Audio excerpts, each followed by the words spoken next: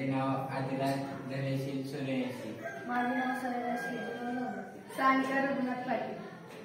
ललिता केशव पावरा. अंकिता हिराजी सुतार. आमच्या उपक्रमाचे नाव ज्वालामुखीचे उद्रेक. ज्वालामुखी म्हणजे पृथ्वीच्या कवचातील छिद्र आहे. ज्वालामुखीचा उद्रेक राख आणि वायू बाहेर पडतात. ज्वालामुखी म्हणजे पृष्ठभागाचे छिद्र. ज्वालामुखी म्हणजे भूकवचाचे एक छिद्र आहे ज्यातून पृथ्वीच्या आतून गरम लावा, राख आणि वायू बाहेर येते. ज्वालामुखीमुळे होणारे परिणाम. नैसर्गिक आपत्ती. ज्वालामुखीचा उद्रेक एक नैसर्गिक आपत्ती आहे जी मोठी नुकसान करू शकते.